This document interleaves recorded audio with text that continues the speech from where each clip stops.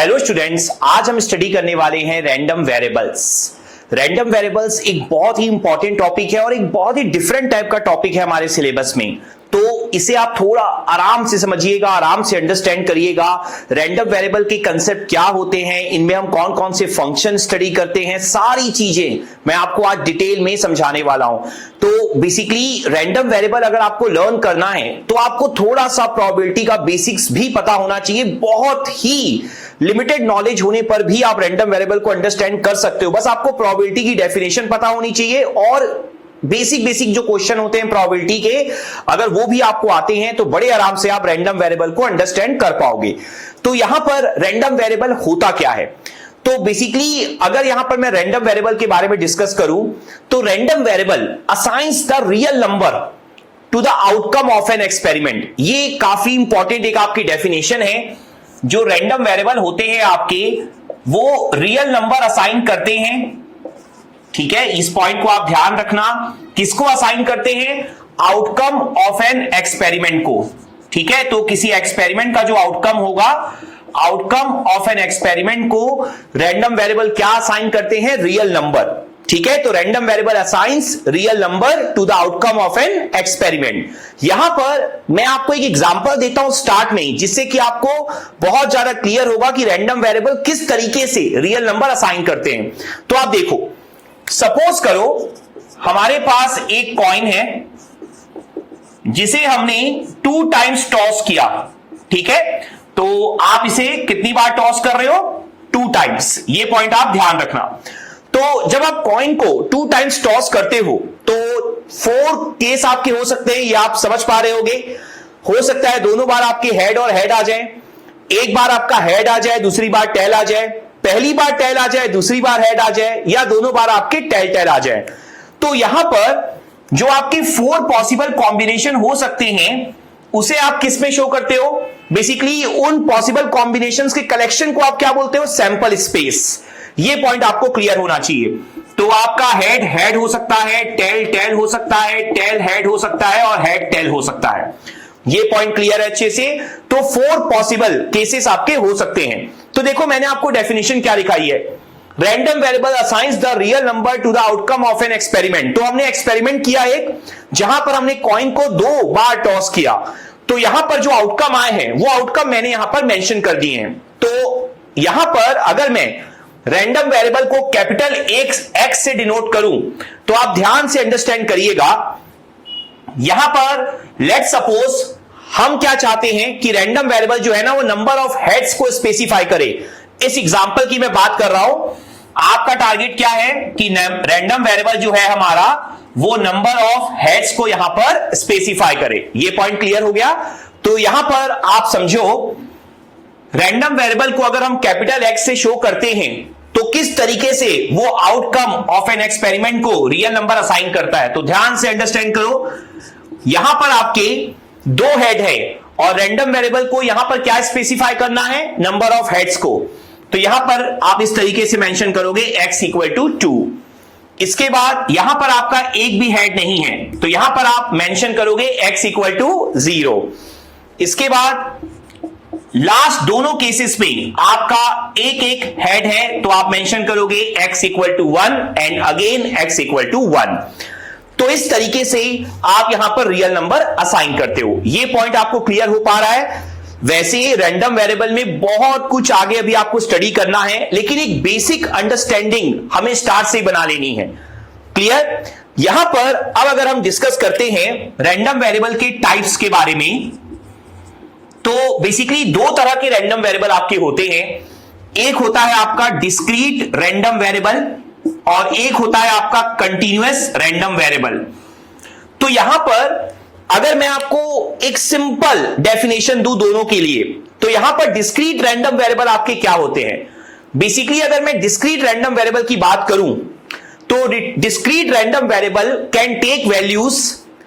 Basically आप बोल सकते हो can take specific finite values और लिस्ट ऑफ काउंटेबल वैल्यूज। सबसे अच्छा एग्जांपल क्या होगा? Integer values. ये पॉइंट आप ध्यान में रख सकते हो, लाइक 1 2 3 4 इस तरीके की वैल्यूज। और यहां पर अगर हम कंटीन्यूअस रैंडम वेरिएबल के बारे में डिस्कस करें तो तो it can take any value in the interval. ये पॉइंट आपको समझना जरूरी है। देखो यहां पर मैंने क्या बोला, लिस्ट ऑफ काउंटेबल वैल्यूज। ये डिस्क्रीट रैंडम वेरिएबल आपका ले सकता है, और continuous random variable can take any values in the interval. Basically बोल सकते हो all the values in the interval. ये पॉइंट आपको क्लियर रखना है। अभी सिर्फ इस डेफिनेशन के थ्रू आपको चीजें क्लियर नहीं हो पाएंगी। यहां पर आगे जाकर आज ही के लेक्चर में जब हम डिस्कस करेंगे प्रोबेबिलिटी डेंसिटी फंक्शन पीडीएफ, तो वहां पर आपको discrete random variable and continuous random variable दोनों की डेफिनेशन बहुत अच्छे से क्लियर हो जाएगी। तो अभी जस्ट आपको वन लाइन में डेफिनेशन माइंड में रखनी है। Discrete random variable means it can take list of countable values और you can say specific finite values. सबसे best example integer values. Continuous random variable it can take any value in the interval. Point clear यहां तक? तो ये जो मैंने अभी आपको बताया है, ये जस्ट एक थ्योरिकल डेफिनेशन थी आपकी रैंडम वेरिएबल की। अभी जो हमें मेन एनालिसिस करना है ना, वो हमें करना है फंक्शंस के बारे में, जो हम रैंडम वेरिएबल में स्टडी करते हैं। रैंडम वेरिएबल के एनालिसिस के लिए जो हम स्टडी करते हैं, तो बेसिकली हमें 3 टाइप्स के फंक्शन स्टडी करने होते हैं। तो अगर यहां पर मैं तीनों फंक्शन के बारे में आपको इंफॉर्मेशन दूं, तो फर्स्ट फंक्शन जो आपको स्टडी करना होता है वो होता है PMF, probability mass function. Second हमें स्टडी करना होता है सीडीएफ, क्यूमुलेटिव डिस्ट्रीब्यूशन फंक्शन। और थर्ड फंक्शन जो हमें स्टडी करना होता है वो होता है आपका पीडीएफ, प्रोबेबिलिटी डेंसिटी फंक्शन। तो हमारा टारगेट क्या है आज के लेक्चर में? हमें मेनली इन्हीं तीनों फंक्शन के बारे में डिटेल में स्टडी करना है। और इन्हीं तीनों फंक्शन के बारे में जब हम स्टडी कर रहे होंगे तो हमें कहीं ना कहीं एक आइडिया लग जाएगा कि डिस्क्रीट रैंडम वेरिएबल क्या होते हैं और कंटीन्यूअस रैंडम वेरिएबल क्या होते हैं। पॉइंट समझ में आ गया? तो अभी तक जो मैंने डिस्कस किया है आपके साथ, आपको जो इंपॉर्टेंट पॉइंट माइंड में रखना है कि रैंडम वेरिएबल का नोटेशन हम कैपिटल एक्स यूज करने वाले हैं, क्योंकि आगे जाकर इन फंक्शन में आपको नोटेशन यूज करना होगा रैंडम वेरिएबल का। और इसके अलावा जैसा मैंने आपको बताया कि जो ये एग्जांपल है ना, और जिस तरीके से आपने सैंपल स्पेस बनाया है, वो आपको क्लियर होना चाहिए। ठीक है? अगर आप इतना भी यहां से अचीव कर पा रहे हो नॉलेज, तो आगे आपको कोई प्रॉब्लम नहीं होगी। तो अब हम क्या करेंगे, वन बाय वन इन तीनों फंक्शन का डिटेल में एनालिसिस करेंगे। तो जो फर्स्ट फंक्शन है हमारा वो है प्रोबेबिलिटी मास फंक्शन। तो प्रोबेबिलिटी मास फंक्शन क्या होता है, उसकी डेफिनेशन क्या होती है, ये सारी चीजें अब हम यहां पर अंडरस्टैंड करेंगे। इसे हम पीएमएफ के नाम से जानते हैं, शॉर्ट फॉर्म हो जाएगा आपका। तो यहां पर जो प्रोबेबिलिटी मास फंक्शन होता है, सबसे पहले आपको उसका नोटेशन क्लियर होना चाहिए। आप इस तरीके से शो करते हो, P X x is equal to P X equal to X. तो यहां पर ये है क्या, अब ध्यान से अंडरस्टैंड करो। देखो यहां पर जो कैपिटल एक्स है वो है आपका रैंडम वेरिएबल। ये पॉइंट आपको ध्यान में रखना है, मैंने आपको पहले भी बता दिया है। स्मॉल एक्स क्या है, values which random variable can take. Point clear हुआ? तो यहां पर आप क्या मेंशन करोगे, देखो ध्यान से, P X x probability mass function का नोटेशन, डेफिनेशन क्या हो जाएगी, यहां पर जो P है ना वो एक नोटेशन है, P capital X probability mass function का, लेकिन यहां पर जो P है वो प्रोबेबिलिटी के लिए ही है। तो प्रोबेबिलिटी, तो आप किस तरीके से बोलोगे, what is the probability that random variable X, capital X means random variable, what is the probability that random variable X can take values small x। ठीक है? तो x इक्वल टू x है, तो स्मॉल x वो values हैं जो random variable ले सकता है। ठीक है? तो यहां पर अगर आप ध्यान से अंडरस्टैंड करोगे तो वही एग्जांपल मैं वापस से रिपीट कर रहा हूं। हमारा एग्जांपल क्या था कि हमने एक कॉइन को 2 टाइम्स टॉस किया है। तो यहां पर आपके पास एक कॉइन है जिसको आपने कितनी बार टॉस किया है, 2 टाइम्स आपने टॉस किया। और यहां पर रैंडम वेरिएबल क्या स्पेसिफाई करने वाला है, नंबर ऑफ हेड्स को। ठीक है? बिल्कुल सेम सिचुएशन होगी आपकी जो मैंने अभी अभी आपको एग्जांपल दिया है। तो यहां से अगर आपको प्रोबेबिलिटी मास फंक्शन के बारे में अंडरस्टैंड करना है तो आप ध्यान से देखो, सबसे पहले हम सैंपल स्पेस बना लेंगे। सैंपल स्पेस क्या क्या होगा आपका, head head, tail tail, tail head और हेड टेल, ये आपका सैंपल स्पेस हो जाएगा यहां पर। तो यहां पर अब आप क्या शो करोगे, प्रोबेबिलिटीज। आपका टारगेट क्या है, रैंडम वेरिएबल क्या स्पेसिफाई कर रहा है यहां पर, रैंडम वेरिएबल स्पेसिफाई कर रहा है नंबर ऑफ हेड्स को। बेसिकली अगर मैं क्वेश्चन के फॉर्म में बोलूं ना इसे, देखो अभी तो मैं एग्जांपल के फॉर्म में आपको लिखा रहा हूं, अगर क्वेश्चन गिवन होता तो क्वेश्चन कैसे गिवन होता, construct PMF for discrete random variable. अब देखो जैसे जैसे हम आगे बढ़ते जाएंगे आप डिस्क्रीट और कंटीन्यूअस रैंडम वेरिएबल में डिफरेंस समझते चले जाओगे। तो construct PMF for discrete random variable which specify number of heads in the experiment of tossing the coin twice। Point clear हो गया, मैंने यही यहां पर शॉर्ट फॉर्म में मेंशन किया आपको। तो यहां पर आपका टारगेट है पीएमएफ को कंस्ट्रक्ट करना। बेसिकली देखो सिर्फ एक लाइन की डेफिनेशन लिखने से आप समझ नहीं पाओगे, हमें एग्जांपल के थ्रू ही अंडरस्टैंड करना होगा।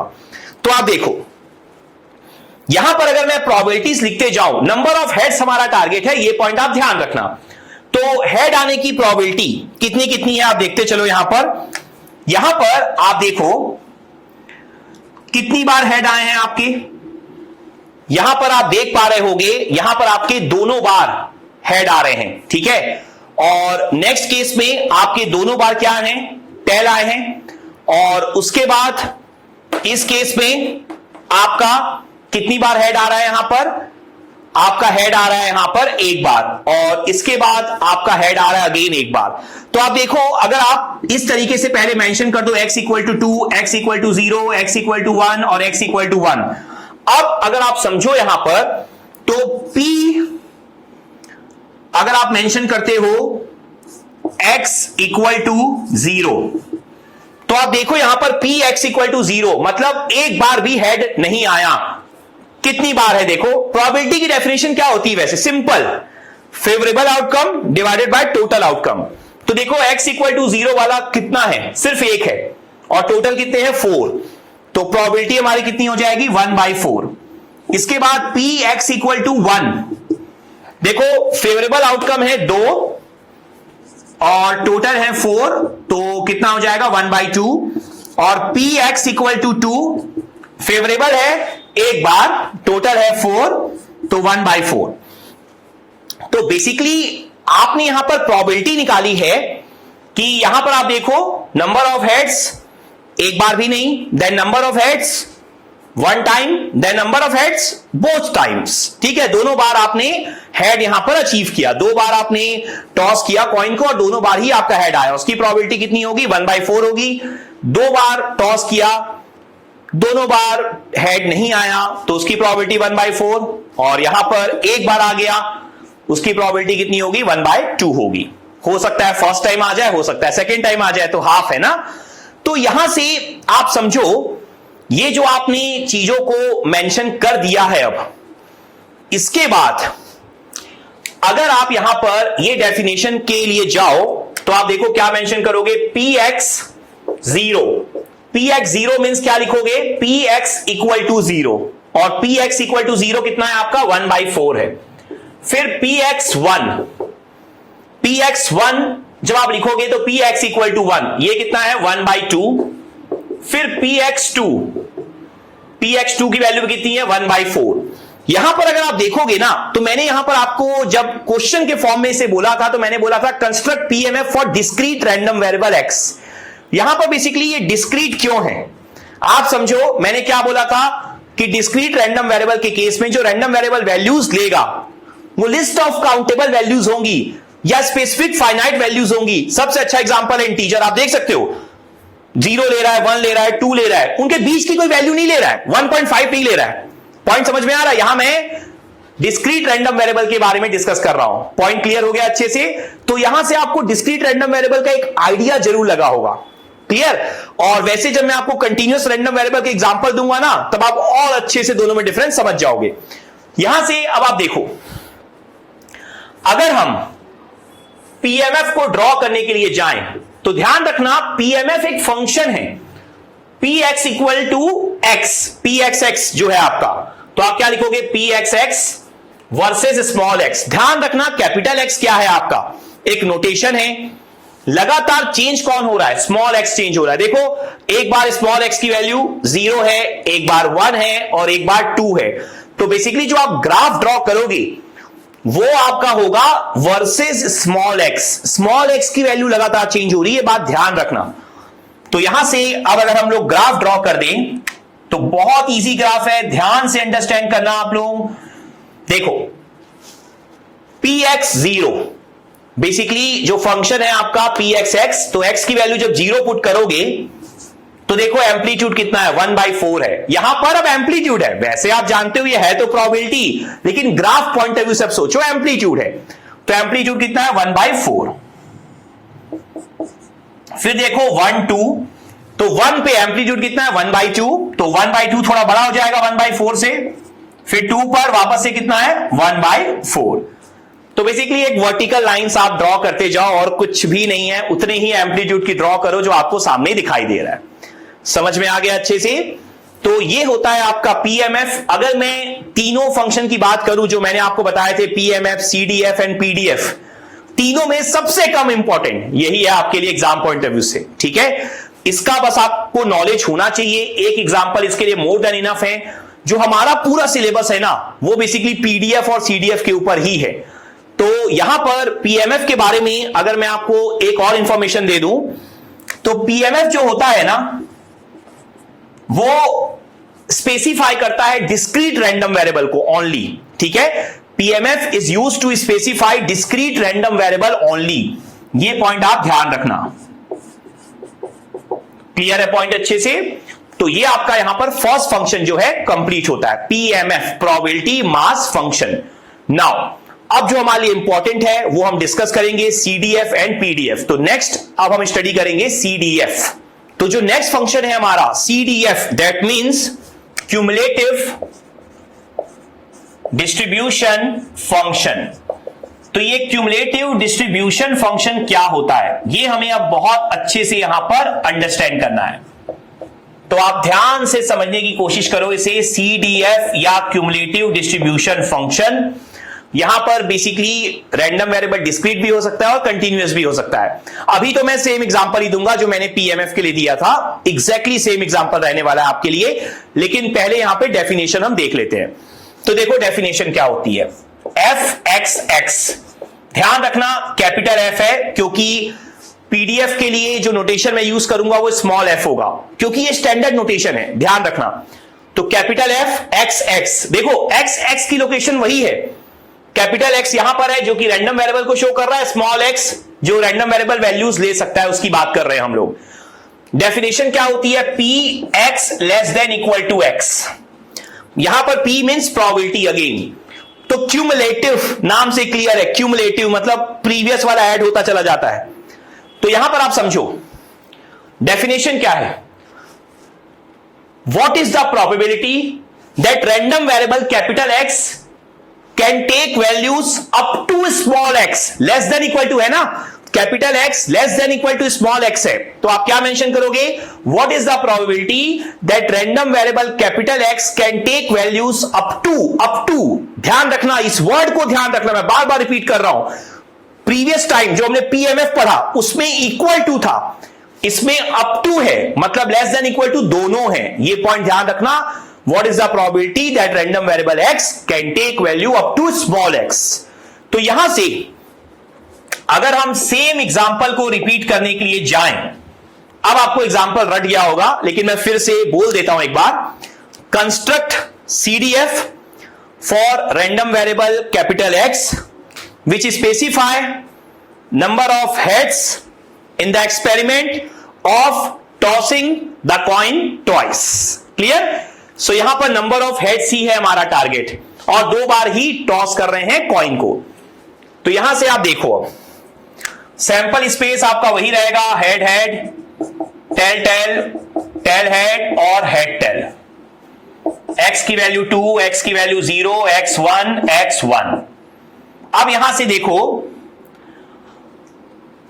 अगर मैं बात करूं x इक्वल टू 2 आने की, तो उसकी प्रोबेबिलिटी कितनी होगी 1/4। 1 आने की प्रोबेबिलिटी कितनी है आपकी, ये है आपकी 1/2, और इसकी प्रोबेबिलिटी कितनी है आपकी 0 आने की, ये भी है 1/4। ये मैं ऑलरेडी आपको बता चुका हूं पीएमएफ में भी, आप देख सकते हो 1 आने के लिए 2 बार हैं तो 2/4, और 0 और 2 आने के लिए एक एक बार है तो 1/4। 4 मींस क्या है, टोटल ना, कितने टोटल आपके आउटकम हैं। तो यहां से अब अगर हम सीडीएफ के बारे में सोचें तो देखो डेफिनेशन क्या है, fx0 px less than equal to 0, small x 0 put किया ना आपने, तो एक बार पढ़ते हैं इसको डेफिनेशन को। What is the probability that random variable x, capital X can take value up to 0, up to 0, तो 0 के पहले वाला भी और 0 तक भी। तो 0 के पहले तो कुछ है ही नहीं, आप देख सकते हो x इक्वल टू 0 सबसे मिनिमम वैल्यू है, तो कितना आ जाएगा आपका 1/4 खाली आएगा, तो यहां से आंसर मेंशन करोगे 1/4। fx1 px less than equal to 1, यहां से अब आपको बहुत ज्यादा क्लियरिटी मिलने वाली है सीडीएफ के बारे में। जब आप x less than equal to 1 की बात करते हो तो what is the probability that random variable capital X can take value up to 1, up to means जो पुराना है वो भी आएगा, तो 0 भी आएगा और 1 भी आएगा, तो 1/4 प्लस 1/2। पॉइंट समझ में आया, तो दोनों को ऐड करोगे कितना आएगा 3/4, 1/4 प्लस 1/2 0.25 प्लस 0.5 0.75 3/4। उसके बाद fx2, तो fx2 की डेफिनेशन क्या होगी, px less than equal to 2, तो what is the probability that random variable x, capital X can take value up to 2, तो 2 अप टू 2 तक है, तो 2 0 1 सभी आ जाएंगे और टोटल ऐड कर लो 1 ही आना है। आप जानते हो टोटल प्रोबेबिलिटी का एडिशन कितना होता है आपका 1 होता है। इसके बाद अगर यहां पर लेट सपोज मैं लिखता हूं fx3, तो what is the probability that random variable capital X can take value up to 3, तो ऑब्वियसली बात है ना 2 के आगे कुछ है ही नहीं। तो वैसे भी आपको यह पॉइंट क्लियर होना चाहिए कि जब एक बार आपने 1 को टच कर लिया, 1 के ऊपर तो प्रोबेबिलिटी की वैल्यू हो नहीं सकती, मैक्सिमम प्रोबेबिलिटी की वैल्यू कितनी होती है 1, तो उसके आगे चाहे आप fx3 निकालो, चाहे आप fx100 निकालो, आपका आंसर जो है ऑलवेज ही कितना आएगा 1 ही आएगा। कुछ और एग्जांपल लेते हैं, देखो इसी क्वेश्चन से रिलेटेड। लेट सपोज अगर मैं बोलूं fx 1.5, तो px less than equal to 1.5, तो देखो 1.5 तो कुछ है ही नहीं, x less than equal to 1.5, तो 1.5 या उससे छोटी कितनी वैल्यूज हैं आप देख लो, 2 वैल्यू है कि 0 और एक 1 है, तो 1/4 प्लस 1/2 कितना हो जाएगा 3/4। fx अगर मैं लिखूं, लेट सपोज मैं लिखता हूं 1.99, तो यहां से आपको समझना होगा 1.99 में भी 2 टच नहीं हुआ है अभी, तो 1.99 तक और उसके पहले की सारी वैल्यूज, तो अगेन 0 और 1 ही है, तो आंसर क्या होगा 3/4। तो इस तरीके से आप आइडिया लगा सकते हो। ये पॉइंट क्लियर हो गया। अब यहां पर ये एग्जांपल तो आपको समझ में आ गया होगा, तो इस एग्जांपल के लिए अब अगर हम ग्राफ ड्रॉ कर लें fx वर्सेस स्मॉल x, अब आपको क्लियर है ना कि हम वर्सेस स्मॉल x क्यों लेते हैं, ठीक है। तो यहां से अब आप समझो x की वैल्यू जो है, पहली वैल्यू कितनी है 0 है। देखो स्मॉल x क्या है, स्मॉल x वो है जो रैंडम वेरिएबल कैपिटल X ले रहा है, मतलब 0 1 2, तो जब 0 है, 0 पर कितना है आंसर 1/4, तो आप ड्रॉ कर दोगे 1/4।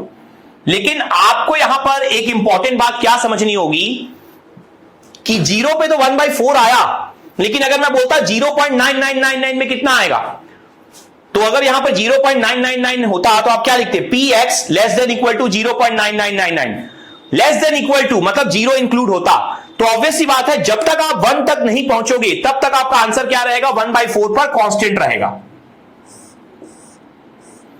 जैसे ही आप 1 पे पहुंचोगे, 1 पे पहुंचते ही आपका आंसर कितना हो गया 3/4 हो गया, मतलब उसमें पहले 1/4 था 0 तक, फिर 1/2 और ऐड हो गया, तो आंसर कितना पहुंच गया आपका 3/4।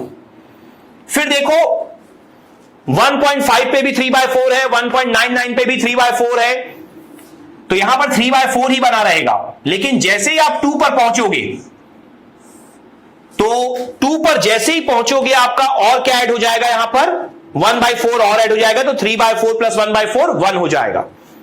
तो यहां पर ये आपका फाइनल आंसर हो गया। बेसिकली ये जो डिस्टेंस है आपकी, ये कितनी है, 1/2 है जो ऐड हुई है, और ये आपकी 1/4 है जो ऐड हुई। देखो पहले 1/4 था, 1/2 ऐड होके 3/4 हुआ, फिर 1/4 ऐड होके 1 हो गया। तो अगर आप एक तरह समझोगे ना, स्टेयर केस है आपकी, ठीक है। तो यहां पर हमेशा ध्यान रखो, जो सीडीएफ का ग्राफ आप बनाते हो वो या तो कांस्टेंट हो सकता है या तो इंक्रीजिंग हो सकता है, डिक्रीजिंग कभी नहीं हो सकता। आप देखो 1 पे पहुंचने के बाद हमेशा के लिए कांस्टेंट हो जाने वाला है वो। एक और बहुत इंपॉर्टेंट बात है, वो क्या है आपकी, कि जो सीडीएफ होगा ना आपका, उसकी रेंज कहां से कहां तक हो सकती है। देखो सीडीएफ बेसिकली है क्या, एक तरह से प्रोबेबिलिटी को ही शो कर रहा है ना। तो जो सीडीएफ की सबसे मिनिमम वैल्यू हो सकती है वो 0 हो सकती है, और जो सबसे मैक्सिमम वैल्यू हो सकती है वो क्या हो सकती है, 1।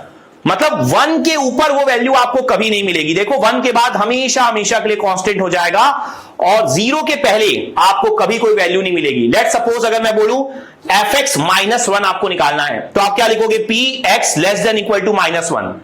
तो -1 है ही नहीं कहीं पर भी, ना ही उसके नीचे कोई वैल्यू है, तो आंसर ऑलवेज 0 रहेगा। तो हमेशा ध्यान रखो, जो सीडीएफ है वो प्रोबेबिलिटी को ही शो करता है, बट अप टू x तक शो करता है। मतलब प्रीवियस वैल्यू भी आपको लेनी है, लेकिन फिर भी आपको माइंड में रखना है कि उसके मिनिमम वैल्यू आपको क्या मिल सकती है, 0। मैक्सिमम वैल्यू आपको क्या मिल सकती है सीडीएफ की, 1। ये पॉइंट आपको अच्छे से क्लियर हो गया। तो ये पॉइंट को क्लियर कर लेने के बाद एक और मैं आपसे क्वेश्चन पूछता हूं यहां पर। लेट सपोज अगर मैं आपको बोलूं, किसी भी, इस क्वेश्चन की बात नहीं कर रहा हूं मैं ओवरऑल पूछ रहा हूं आपसे, सीडीएफ के लिए बात कर रहा हूं।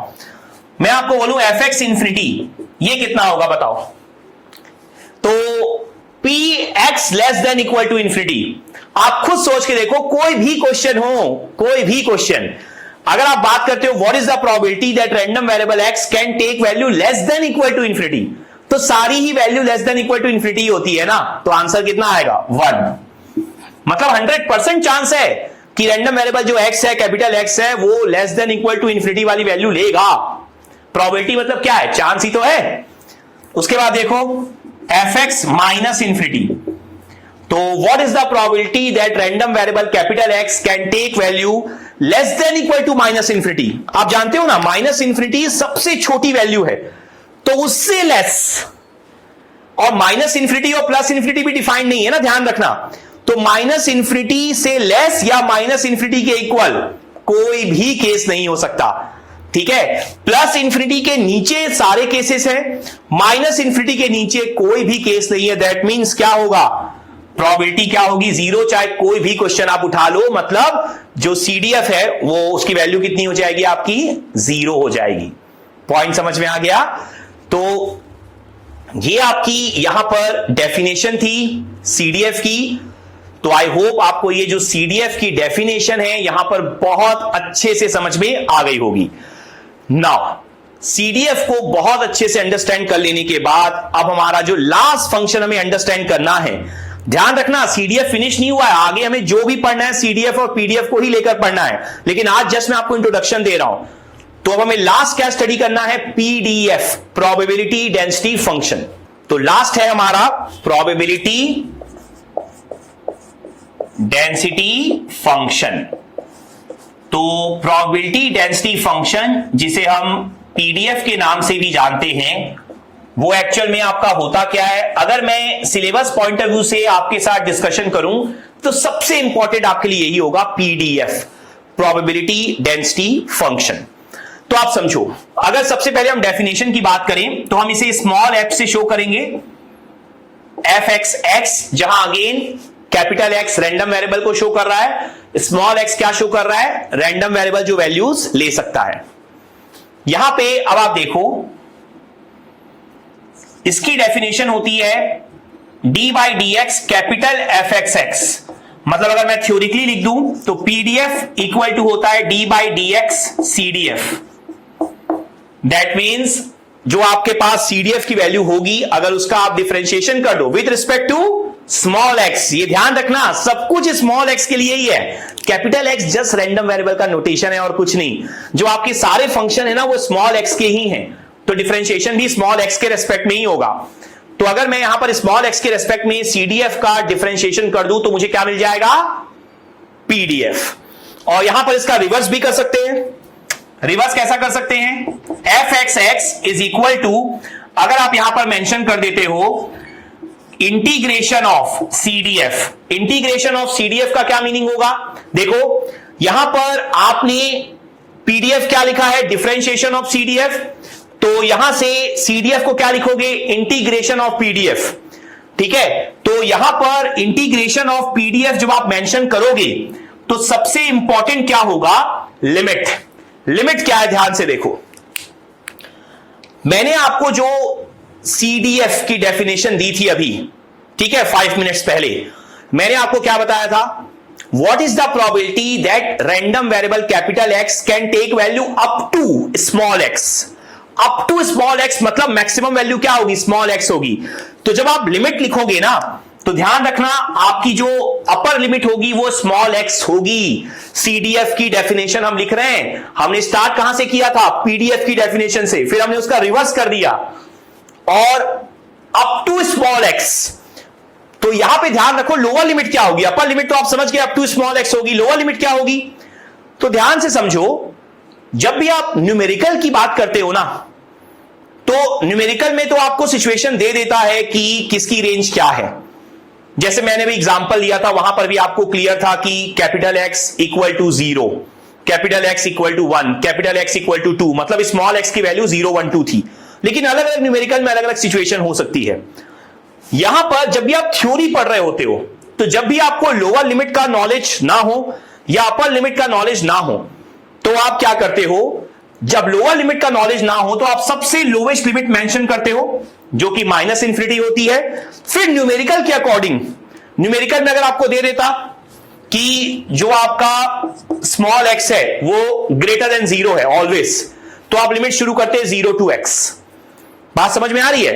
अपर लिमिट जो है आपकी फिक्स है स्मॉल एक्स पर। देखो इंटीग्रेशन भी आप स्मॉल एक्स के रेस्पेक्ट में करोगे ना, डिफरेंशिएशन भी आपका स्मॉल एक्स के रेस्पेक्ट में हो रहा था। तो यहां पर अपर लिमिट जो है स्मॉल एक्स पे फिक्स है क्योंकि वो सीडीएफ की डेफिनेशन है अप टू स्मॉल एक्स। लेकिन जो लोअर लिमिट है उसका हमें नॉलेज नहीं था, तो थ्योरी पढ़ते समय आप इसी तरीके से शो करते हो, माइनस इंफिनिटी टू एक्स सबसे लोवेस्ट लिमिट। फिर आप न्यूमेरिकल के हिसाब से अपनी लिमिट्स को क्या कर दोगे, चेंज कर दोगे। ये पॉइंट क्लियर हो गया अच्छे से। तो यहां पे अब आप ध्यान से समझो, ये जो आपने शो किया है, आपने एक और डेफिनेशन देखी है सीडीएफ की, P X less than equal to x. ये डेफिनेशन आपके माइंड में होगी, हमने अभी अभी स्टडी किया है, मैंने यही पढ़ाया था ना CDF. What is the probability that random variable capital X can take value up to small x. ये पॉइंट याद आ गया आपको। तो इसका मतलब क्या है, सीडीएफ की ये डेफिनेशन भी और ये डेफिनेशन भी है, इसका मतलब ये है कि ये दोनों भी इक्वल है। तो यहां से अब हम एक न्यू डेफिनेशन क्रिएट करेंगे, P X less than equal to small X is equal to minus infinity से X F x X D X. ध्यान रखना स्मॉल एफ पीडीएफ के लिए है, कैपिटल एफ सीडीएफ के लिए है। तो यहां पर मैंने अब पीडीएफ शो किया, देख लो आप पीडीएफ इंटीग्रेशन के अंदर। तो इसका मतलब क्या है, अगर मुझे प्रोबेबिलिटी की वैल्यू निकालनी है तो मैं सिंपली यहां पर पीडीएफ का इंटीग्रेशन कर सकता हूं, पीडीएफ का।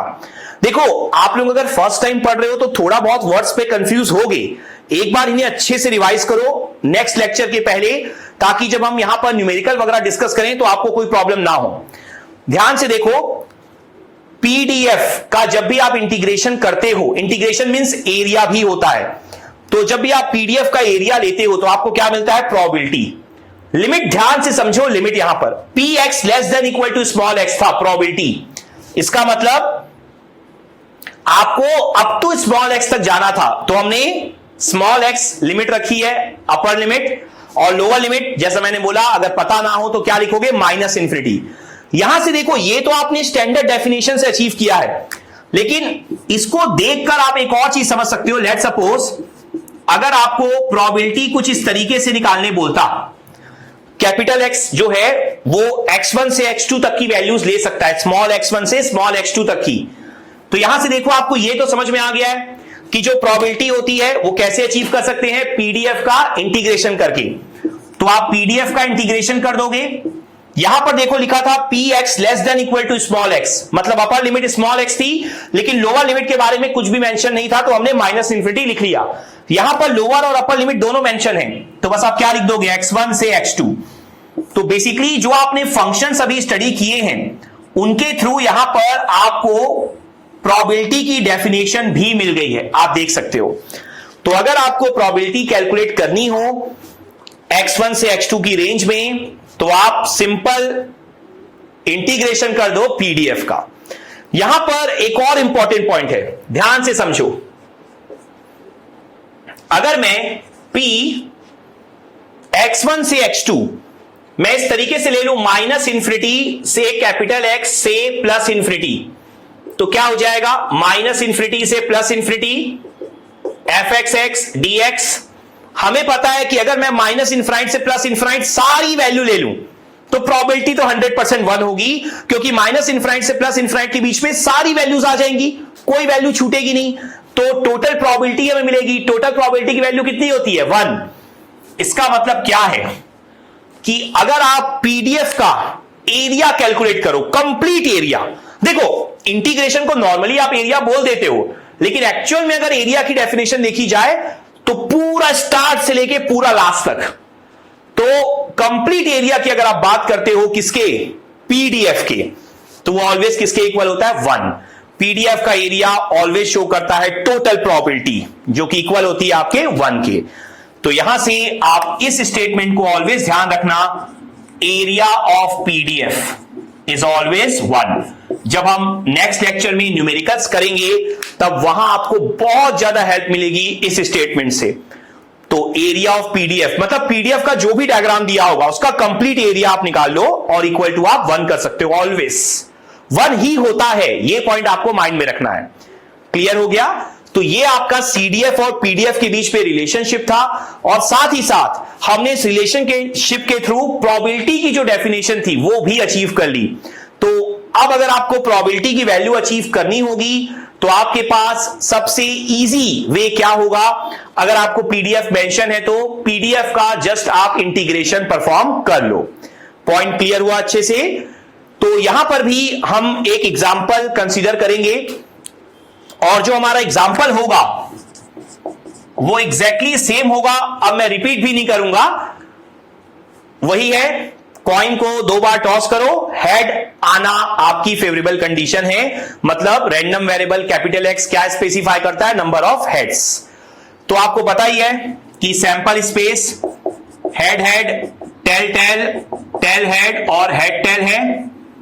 प्रोबेबिलिटीज आपको पता ही है, इस केस में कितनी होगी आपकी 1/4, इस केस में 1/4, इन दोनों के लिए कितनी आई थी 1/2, मतलब एक बार आने के लिए 1/2, ठीक है ना। हेड एक बार, 2 चांस है आने की, या तो पहली बार या तो दूसरी बार, ये सारी चीजें एक्सप्लेन मैं आपको कर चुका हूं।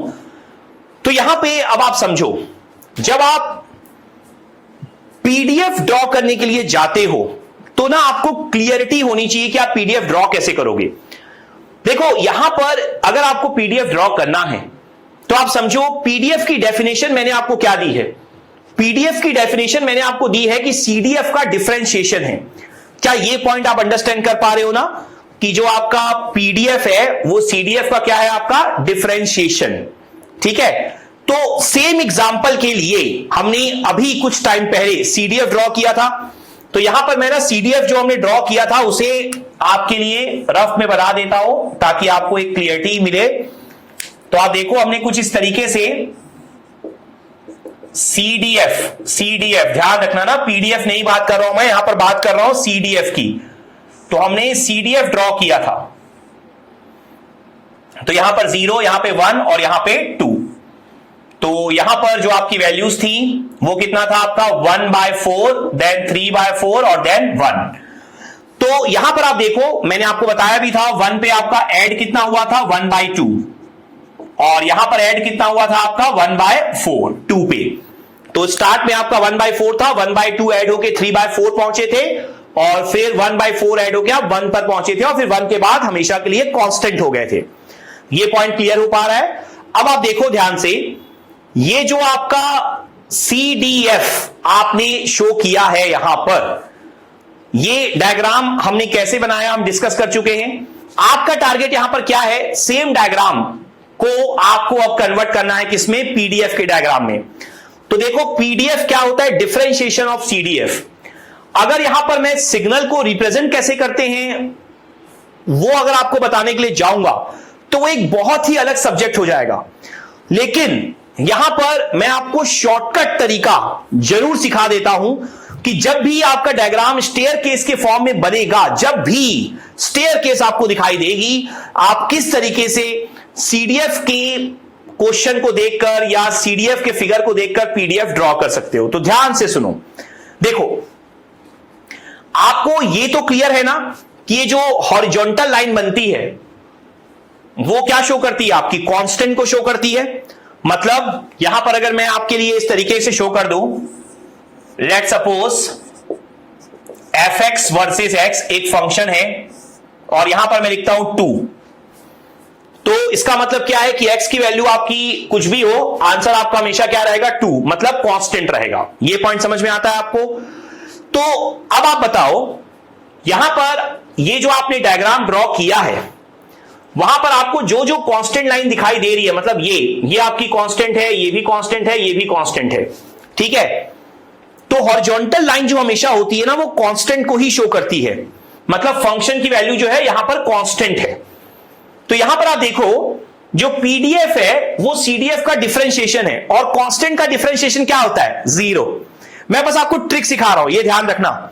तो कांस्टेंट का डिफरेंशिएशन 0 होता है। तो ट्रिक क्या है ध्यान से समझो, आपको रिप्रेजेंट करने की जरूरत भी नहीं पड़ेगी जब भी स्टेयरकेस वाला डायग्राम होगा। जब नहीं होगा ना तब मैं आपको कंप्लीट प्रोसेस सिखा दूंगा, लेकिन अभी के लिए आप समझो। तो कांस्टेंट लाइन का डिफरेंशिएशन 0। बस आपको करना क्या है, जो जो वर्टिकल लाइन दिखाई दे रही है ना उसको एज इट इज बस ड्रॉ कर दो उसकी वैल्यू के साथ। तो आप देखो ये आपका जो डायग्राम बनेगा fx मतलब PDF का वर्सेस स्मॉल x। तो आप देखो वर्टिकल लाइन 0 पर है, 1 पर है और 2 पर है। तो 0 पर 1/4, बस उसके मैग्नीट्यूड जो उसका एम्पलीट्यूड दिखाई दे रहा है उसको ड्रॉ कर दो। 1 पे 1/2 और 2 पे अगेन 1/4। आप देख सकते हो 0 पे 1/4 ऐड हुआ था, 1 पे 1/2 ऐड हुआ था और 2 पे अगेन 1/4 ऐड हुआ था। बस जो हॉरिजॉन्टल लाइन है कांस्टेंट को शो कर रही है उसका डिफरेंशिएशन क्या हो गया? 0। जो जो वर्टिकल लाइन दिखाई दे रही है उसको बस एज इट इज ड्रॉ कर दो जितनी उसकी वैल्यू है उसके अकॉर्डिंग, ठीक है। ये ट्रिक आप माइंड में रखो, कोई भी स्टेयरकेस आ जाए उसका डिफरेंशिएशन यही होगा। Point clear? तो ये जो है ना आपका, जो मैं अभी आपको बता रहा हूं, ये जस्ट एक इंट्रोडक्शन ही है आपके लिए। आगे जाकर हम सिर्फ ये हेड वाले एग्जांपल नहीं करेंगे, मैं आपको थोड़े डिफरेंट टाइप्स के एग्जांपल भी कराऊंगा। वैसे भी हमारे जो सिलेबस में है PDF वो आपके हैं यूनिफॉर्म डेंसिटी फंक्शन और गॉसियन डेंसिटी फंक्शन, जिसे हम नॉर्मल डेंसिटी फंक्शन के नाम से भी जानते हैं। तो मेनली हमें उन्हीं पर फोकस रखना है। बट मैंने यहां पर ये एग्जांपल सिर्फ इसलिए दिए ताकि आपको एक बार क्लियरिटी मिल जाए कि PDF, CDF और PMF होते क्या है। अब यहां पर हमारा टारगेट क्या होगा, जैसे मैंने बोला आपके सिलेबस में जो डेंसिटी फंक्शन है, प्रोबेबिलिटी डेंसिटी फंक्शन को नॉर्मली हम डेंसिटी फंक्शन के नाम से भी जानते हैं। तो जो आपके डेंसिटी फंक्शन आपके सिलेबस में है वो आपके मेनली 2 हैं, uniform density function and Gaussian या नॉर्मल डेंसिटी फंक्शन। तो उसके बारे में मैं आपको जस्ट एक इंट्रोडक्शन दे देता हूं, उनके बारे में बता देता हूं। नेक्स्ट लेक्चर में जब हम क्वेश्चन वगैरह करेंगे और जब हम एवरेजेस वाला टॉपिक पढ़ेंगे तब डिटेल में हम इनके बारे में डिस्कशन करेंगे। अभी जस्ट मैं आपको एक इंट्रोडक्शन दे रहा हूं कि ये होते क्या है। तो बेसिकली यहां पर मैं आपको 2 टाइप के डेंसिटी फंक्शन के बारे में नॉलेज देने वाला हूं। एक होता है आपका यूनिफॉर्म डेंसिटी फंक्शन। तो ये यूनिफॉर्म डेंसिटी फंक्शन क्या होता है, काफी इंपॉर्टेंट डेंसिटी फंक्शन है, तो आप इसे बहुत अच्छे से अंडरस्टैंड कर लो। देखो स्टैंडर्ड डायग्राम इसका जो होता है यूनिफॉर्म डेंसिटी फंक्शन का वो कुछ इस तरीके से होता है। चूंकि ये एक पीडीएफ है तो पीडीएफ का नोटेशन ऑलवेज हम स्मॉल एफ ही यूज करेंगे, आप ध्यान रखना। ए टू बी, ये पॉइंट आपको ध्यान में रखना है। तो ध्यान रखना, वैसे इस डायग्राम के अकॉर्डिंग ए आपका नेगेटिव है, लेकिन ए आपका पॉजिटिव भी हो सकता है, मतलब डायग्राम इस तरफ भी शिफ्ट हो सकता है, और बी आपका नेगेटिव हो सकता है, मतलब डायग्राम इस तरीके से भी शिफ्ट हो सकता है, आप ध्यान रखना। मतलब एक रेक्टेंगल आपको बनाना है, ए से बी आपकी लिमिट होगी, दोनों पॉजिटिव नेगेटिव कुछ भी हो सकते हैं। यहां पर मैंने अभी अभी आपको एक पॉइंट सिखाया है कि जो पीडीएफ होता है उसका एरिया आपका कितना होता है, 1। ये पॉइंट आपको याद आ गया अच्छे से। तो पीडीएफ का एरिया 1 होता है, मतलब ये आपकी एक पीडीएफ है। जैसे हम एक टॉपिक पढ़ रहे हैं ना, प्रोबेबिलिटी डेंसिटी फंक्शन, उसमें एक बहुत ही फेमस पीडीएफ आपकी ये है। तो जो पीडीएफ का एरिया आपका 1 होता है, तो आप देखो ये एक रेक्टेंगल है, तो आपको इंटीग्रेशन करने की जरूरत नहीं है अब एरिया निकालने के लिए, आपको रेक्टेंगल का एरिया पता है। रेक्टेंगल का एरिया कितना होता है आपका, विड्थ इंटू हाइट। तो यहां से हाइट को अगर आप के मान लो, एम्पलीट्यूड को के मान लो अगर, तो विड्थ कितनी है आपकी, b माइनस ए है। आप देख सकते हो, लेट सपोज ए अगर आपका 2 है, b 5 है, तो 5 माइनस 2 विड्थ कितनी हो जाएगी, 3। b अगर आपका 2 है, a आपका -2 है, तो 2 माइनस ऑफ -2 विड्थ कितनी हो जाएगी, 4। तो ये जो गैप है वो आपकी विड्थ कहलाएगी। तो कितना होगा, b माइनस ए। और हाइट कितना है इसका, मैंने क्या ज्यूम किया है, k। तो रेक्टेंगल का एरिया जो कि होता है विड्थ इंटू हाइट, तो यहां पर चूंकि ये एक स्टैंडर्ड पीडीएफ है, तो पीडीएफ का एरिया 1 होता है। तो यहां से ना आप बड़े आराम से एम्पलीट्यूड निकाल सकते थे 1/b माइनस ए। ये काफी इजी तरीका होता है। जब हम न्यूमेरिकल करेंगे तो आपको ये सारे तरीके ही यूज करने पड़ेंगे एम्पलीट्यूड कैलकुलेट करने के लिए, ठीक है। तो 1/b माइनस ए ये आपका होता है यहां पर इसका एम्पलीट्यूड, यूनिफॉर्म डेंसिटी फंक्शन का। तो अगर मैं इसको यहां पर डिफाइन कर दूं तो आप समझो किस तरीके से हम डिफाइन करेंगे। आप देखो आप क्या लिख सकते हो, इसकी जो वैल्यू है एफ एक्स एक्स की वो हो जाएगी 1/b माइनस ए। कहां से कहां तक, जब आपकी जो x की वैल्यू है वो a टू b है। आप देख सकते हो जब भी आपका स्मॉल x a से b के बीच में रहेगा, उसकी रेंज में रहेगा, तो वैल्यू 1/b माइनस ए है, और 0 है अदरवाइज। तो ये जो पीडीएफ की आपकी डेफिनेशन है वो हमने मेंशन कर दी। स्मॉल x की वैल्यू जब भी a से b की रेंज में रहेगी तो एम्पलीट्यूड कितना है, 1/b माइनस ए, और उसके बाद देखो b के बाहर या a के पहले 0 है आपका, तो मैंने लिख दिया 0 अदरवाइज। ये पॉइंट समझ में आ गया। तो ये एक आपका बहुत ही इंपॉर्टेंट डेंसिटी फंक्शन है जो हम आगे जाके बहुत डिटेल में स्टडी करने वाले हैं। ध्यान रखना, ये एक डेंसिटी फंक्शन है, पीडीएफ। इसका सीडीएफ भी निकाल सकते हैं हम लोग, वो मैं आगे आपको सिखाऊंगा जब न्यूमेरिकल करवाऊंगा। अभी जस्ट आप डेंसिटी फंक्शन के बारे में एक नॉलेज ले लो। सेकंड जो आपका डेंसिटी फंक्शन होता है वो होता है आपका गॉसियन डेंसिटी फंक्शन, और इसे ही हम किस नाम से जानते हैं, इसे हम जानते हैं नॉर्मल डेंसिटी फंक्शन के नाम से। तो ये जो आपका गॉसियन डेंसिटी फंक्शन या जो नॉर्मल डेंसिटी फंक्शन होता है वो क्या होता है, किस तरीके से इसे ड्रॉ किया जाता है, मैं आपको सारी चीजें यहां पर समझा देता हूं। आप ध्यान से देखो। देखो जो आपका गॉसियन डेंसिटी फंक्शन है ना, उसका डायग्राम आप इस तरीके से ड्रॉ करते हो, ये इसका डायग्राम होता है। ध्यान रखना ये भी आपका एक पीडीएफ ही है, और ये जो आपका डायग्राम होता है ना, ये ऑलवेज आपका सिमेट्रिकल होता है मीन के। यहां पर अब ये मीन क्या होता है वो मैं आपको आगे जाकर आगे आने वाले लेक्चर में समझाऊंगा, लेकिन अभी के लिए जस्ट जैसे मैंने बोला, मैं आपको जस्ट एक इंट्रोडक्शन दे रहा हूं गॉसियन डेंसिटी फंक्शन का और साथ ही साथ यूनिफॉर्म डेंसिटी फंक्शन का। तो इसको जस्ट आप एक इंट्रोडक्शन की तरह ही लो। तो यहां से ये जो आपका एफ एक्स एक्स होता है इस केस में, उसका जो फॉर्मूला आपका होता है वो होता है 1/√2 पाई सिग्मा स्क्वायर ई की power minus x minus m का स्क्वायर अपॉन 2 सिग्मा का स्क्वायर। तो इस फॉर्मूले को मैं दोबारा से बोल देता हूं आपके लिए, 1/√2 पाई सिग्मा, सिग्मा क्या है मैं बताता हूं अभी आपको, सिग्मा का स्क्वायर ई की power minus x minus m का होल स्क्वायर अपॉन 2 सिग्मा का स्क्वायर। तो ये फॉर्मूला है क्या आपका, देखो ये जो गॉसियन डेंसिटी फंक्शन हमने बनाया है ना, उसका ये फॉर्मूला होता है, पीडीएफ का फॉर्मूला है, ध्यान रखना। और ये काफी कॉम्प्लेक्स है याद रखने के लिए, लेकिन आपको एज सच याद करने की जरूरत भी नहीं है, ये जस्ट आपके रेफरेंस के लिए है। जब आप एक दो बार गो थ्रू हो जाओगे ना, और एग्जाम में अगर ये फॉर्मूला कहीं पर आपको दिखाई देगा, तो जस्ट आपको कंपैरिजन ही करना पड़ेगा। कंपेयर करके आपको सिग्मा स्क्वायर और एम की वैल्यू आइडेंटिफाई करनी होगी। तो बेसिकली यहां पर अगर मैं डिस्कस करूं आपके साथ, तो सिग्मा स्क्वायर आपका क्या होता है, ये कहलाता है वेरिएंस, और जो आपका एम है वो क्या कहलाता है, मीन। और मीन क्या है, वेरिएंस क्या है, ये हम आगे आने वाले लेक्चर्स में बहुत डिटेल में स्टडी करेंगे।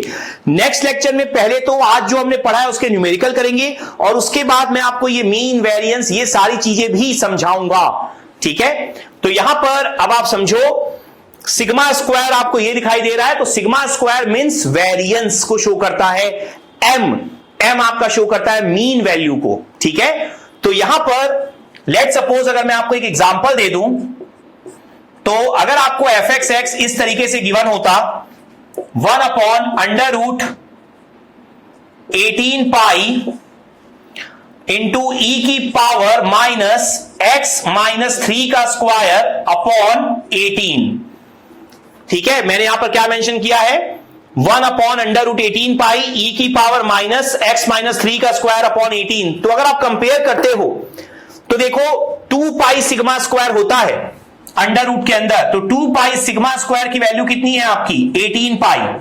मतलब सिग्मा स्क्वायर की वैल्यू आपकी कितनी हो जाएगी, देखो ध्यान से, आप 2 पाई से डिवाइड कर दोगे, मतलब वैल्यू कितनी हो जाएगी आपकी 9। आप चाहो तो यहां से भी चेक कर सकते हो, 2 सिग्मा स्क्वायर की वैल्यू है 18, तो सिग्मा स्क्वायर की वैल्यू कितनी हो जाएगी 9, तो सेम ही वैल्यू आएगी, ऑब्वियस सी बात है। और यहां से m की वैल्यू देखो कितनी है आपकी, m की वैल्यू है आपकी 3। तो जस्ट ना आपको कंपेयर करके वेरिएंस और मीन की वैल्यू निकालना आना चाहिए। मैं अगेन रिपीट कर रहा हूं, वेरिएंस और मीन हम नेक्स्ट लेक्चर में बहुत डिटेल में स्टडी करेंगे, तो उनके लिए आप वरी मत करो, अभी आपको जस्ट एक बार गो थ्रू होना था शेप से, सिर्फ अभी आप शेप पे फोकस करो। देखो यूनिफॉर्म डेंसिटी फंक्शन तो बहुत इजी था समझने के लिए, यहां पर जस्ट आप शेप पे फोकस करो, दैट्स इट, ठीक है। और ये फॉर्मूला नोट करके रख लो बस अपने रेफरेंस के लिए, क्लियर है। तो यहां पर आज का लेक्चर मैं यही स्टॉप कर रहा हूं, बहुत सारा कंसेप्ट हो गया है। तो मेरा जो मेन टारगेट था ना, वो यही था कि सीडीएफ और पीडीएफ की डेफिनेशन आपको अच्छे से क्लियर करवा पाऊं। देखो पीएमएफ भी हमने पढ़ा है, लेकिन वो इतना इंपॉर्टेंट नहीं है, आगे हम ज्यादा डिस्कस नहीं करेंगे उसके बारे में, लेकिन सीडीएफ और पीडीएफ ये आपको साथ लेकर चलना है। तो इनको आप आज बहुत अच्छे से रिवाइज करो, और नेक्स्ट लेक्चर में हम इस पर अब न्यूमेरिकल यहां पर डिस्कस करेंगे। Thank you.